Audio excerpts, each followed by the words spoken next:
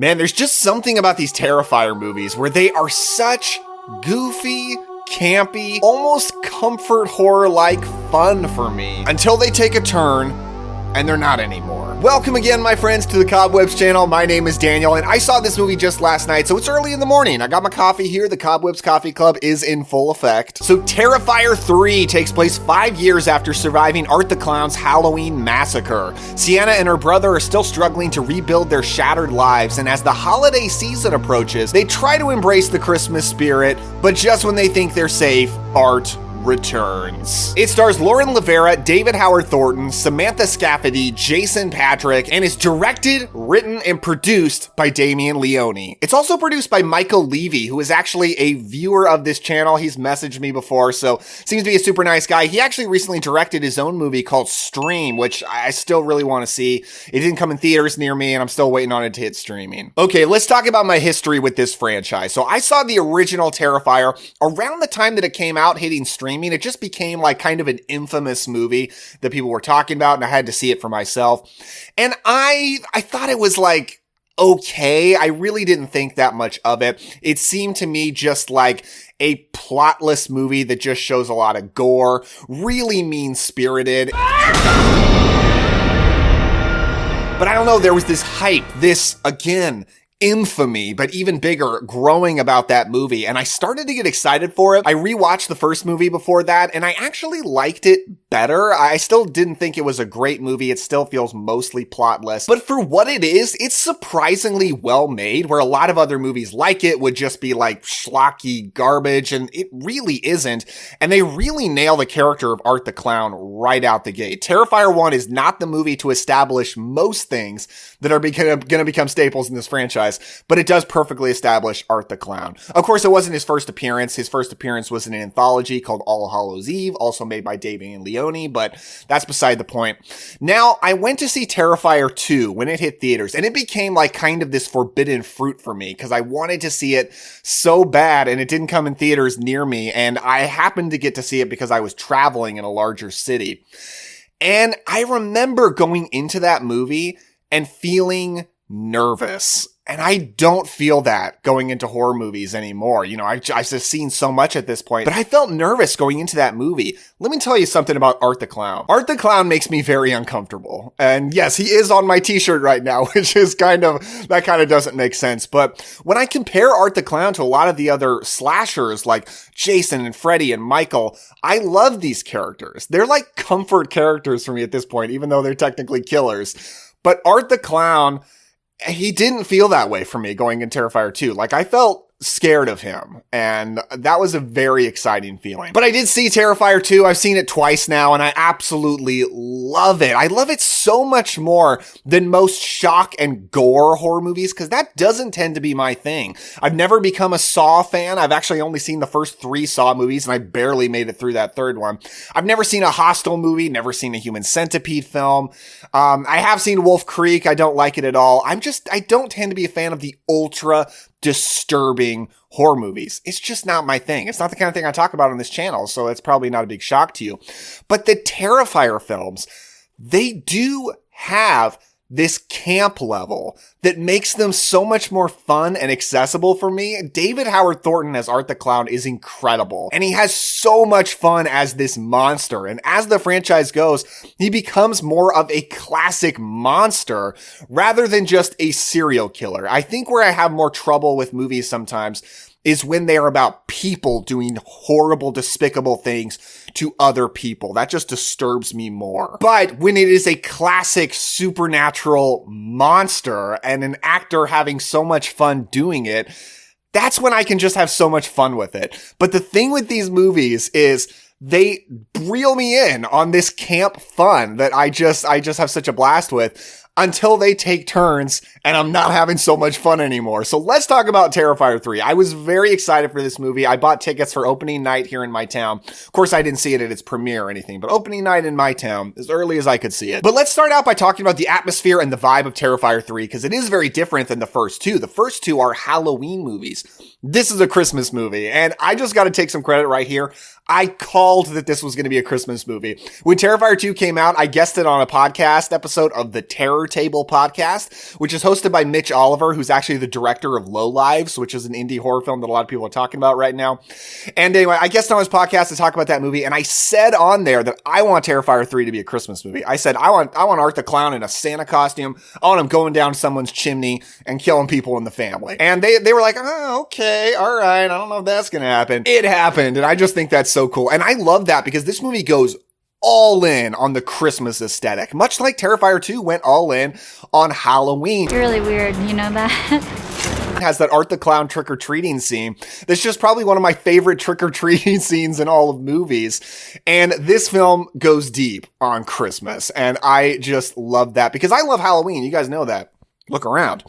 But I love Christmas too. I love the aesthetics of Christmas. And this has kind of a vintage kind of Christmas feel. Just gaudy decorations everywhere. The light bulbs on the lights tend to be like those big bulbs. I really like that kind of vintage look. And the movie just has a fantastic Christmas feel. And I love Christmas horror movies. And I think it's really smart that Damien Leone is making these all holiday movies of some kind. He's setting these films up to be seasonal staples. And that is just such a good way to get some lasting power in your movie. You know, is Krampus one of the best horror films of the last 20 years? No, it's not necessarily, but it is one of my most rewatched horror films of the last 20 years because I watch it every Christmas and I always have a blast with it. And Terrifier 3 could be setting itself up to be that kind of staple. We'll get back to how the Christmas aesthetic is used in just a bit, but let's talk about the characters. Now, something interesting about this franchise is the original film establishes Art the Clown very, very well. But it doesn't establish almost anything else about this franchise. It's really Terrifier 2 that says this is what this series is going to be. And what it's going to be is the Holy War showdown between Art and Sienna Shaw. Sienna is played by Lauren Lavera, and I thought she was fantastic in Terrifier 2. She was such a charismatic final girl, somebody that I was just so easily on board with and wanted to succeed so much. And she continues that in this movie. I thought she was phenomenal in this film. It might technically be a better performance because the movie does demand a lot of her emotionally. They're very much going for that damaged final girl kind of a thing where she's been heavily traumatized by the events of the last film and is now just trying to build herself back up, but is having so many psychological issues because of this trauma. You know, it's a little cliche, maybe. It was done so well by Rob Zombie in Halloween 2, I think. But I do think it's done pretty well here, mostly because Lauren Lavera is just so good in it, and she's such a great character. And I just love that it feels like this series is setting up a rivalry of biblical proportions against Sienna and Art, where Art is like the representation of the devil. He is the ultimate evil, and Sienna is the angel warrior. And some people didn't like that Terrifier 2 was kind of going towards a lot of supernatural stuff. I mean, it started supernatural because Art the Clown resurrects from the dead, but that happens in every slasher franchise. It doesn't necessarily mean the slasher franchise is wholly supernatural, or at least that we have to think of it like that. But Terrifier 2 really goes there by the second movie. And I like that movie left me with a lot of questions about the lore and the story. Terrifier 2 was not just another gore movie, just another slasher movie. It was clearly setting up a fascinating world that I was just all in on discovering. And this movie continues that. It doesn't backtrack that whatsoever. It goes further. And I can tell there are people that don't like that. They want this just to be straight up slasher, straight up serial killer horror. Like, don't do any of that. But I love that this series is going all in on being so unique, being about deeper things. I just think that is so cool. I've heard this piece of advice like in the business world go around, and it's something like be so unique that you don't really have any competition because you are a category of one. And you know, that's not necessarily always good advice because you can go into your own category that nobody cares about, and that's why no one's in that category. But I feel like the Terrifier movies, they're almost like that. They are so unique. Yes, they are splatter gore fest, and there are other movies like that. Not a lot of other movies in the mainstream that go this far, and it's fascinating that this movie is getting into the mainstream. But because of the complicated mythology they're setting up, the biblical symbolism, I think all of that is awesome. I'm all in on it. And I'm so excited for Terrifier 4 to just take things further. Because story-wise, I have heard this movie being called messy and not as much of a plot. And I will say, I think it does have a little less of a plot than Terrifier 2, in that it is just a little bit more simple. It is Sienna trying to build her life back. It is Art the Clown is back, and they've got a showdown. And I will say the showdown, while not feeling quite as, and I'm not, this is a spoiler-free review, by the way, but while not feeling quite as epic as in Terrifier 2, it is a brutal showdown, and it feels like what the Halloween franchise was never able to pull off. With Michael versus Laurie, Halloween Ends was really being set up to be that, and I actually think the showdown between Michael and Laurie in Halloween Ends is probably the weakest part of that movie. Like, it just didn't really work out. But it works out. With Sienna versus Art, it feels like the ultimate slasher versus final girl rivalry. And I just commend Damien Leone and all those involved so much for pulling this off. But this movie does feel like a part 1 to me. They're not, saying it's Terrifier, the final chapter, part 1. That is kind of what it feels like. And it's very much on a cliffhanger for Terrifier 4. And I'm very, very excited for Terrifier 4 to see this wild mythology go forward. David Howard Thornton continues to be great as Art the Clown. I feel like at this point, he's really committed to making Art the Clown like a little kid. Like, he's a brutal murderer, but he kind of has this childlike wonder, this childlike attitude and demeanor. And that's what they're going for in this movie. And it's interesting for sure. Samantha Scafidi is back as Victoria. She is absolutely terrifying to me. I think it's interesting that Art, he seems to always have these female companions who always seem to be the scariest part of the movie. Because Art the Clown's going mainstream, okay? I go into Spirit Halloween, I see Art the Clown t-shirts, I see Art the Clown plush dolls. Like, he's got merchandise everywhere. He's taking the Freddy Krueger route, where he started out this horrifically scary, disturbing character, and he is becoming mainstream, cuddly, comfort horror fun. Like, there's just merchandise of him all over the place. And that's very interesting. But Victoria is the scariest part of this movie, for sure. And the gore. Let's talk about the gore. It is very extreme. But for a lot of the movie, I just felt like this was fun. Like, I was just having a blast. And I kept thinking, like, it's weird that these Terrifier movies are able to pull off being like comfy comfort horror for me, like a warm blanket. They're just so fun because the gore is so over the top and so practical. And I love that it's so practical and so brilliantly done by Damien Leone. He does the effects, I think, for the most part himself. And I was just like laughing and like, and all the gore. Me and my buddy, I saw it with Chris from Figure Out Films YouTube channel. We were just having so much fun. But the movie just keeps taking things further. And Terrifier 2 has the bedroom scene. You know what I'm talking about. This movie has its own version of that scene. I'm not going to tell you what kind of scene it is, because you're going to have to find out when you see it. But it rivals the bedroom scene in terms of extremity. And I was like shielding my eyes for real in that scene. Like, I could not watch some of the things on screen. And as it goes further, gets into the third act, it's got some stuff that made me really uncomfortable. And, I honestly praise that, because I'm a seasoned horror fan, and this movie is able to draw me in on just a comfortable atmosphere, nice characters. I think that's why these movies feel a little bit cozy sometimes, is they have characters who are genuinely nice people. They have holiday atmosphere. They're fun. They're so much fun, but then they just take the gore further than you're prepared for. They lure you into a false sense of security, the 2 and 3 at least, not so much 1. And then they pull the rug out from under you, and it's disturbing. And I think that's well done. Something that a lot of people were concerned about this with being a Christmas movie is the involvement of kids, because Christmas tends to involve kids, especially if there's somebody dressed up like Santa Claus. And yeah, this movie does. It doesn't, I'm just going to warn you, like, it doesn't so much do the on-screen body mangling that Art the Clown tends to do with other people. It doesn't do that with kids. But kids, some people were like outraged about that, all up in arms.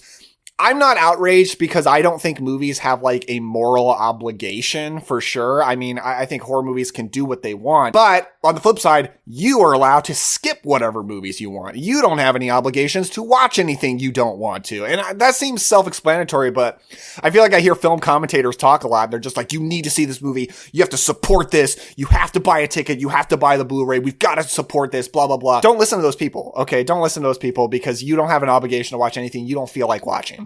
And I think that's the same thing with Terrifier 3. But, I'm not necessarily opposed to kids dying in horror movies. One of my favorite horror movies of all time is Pet Sematary. And of course, that has one of the most disturbing child deaths of all time. But it's very important for that story, of course. And, Terrifier 3, I'm not going to lie to you, it takes things far. Takes things real far.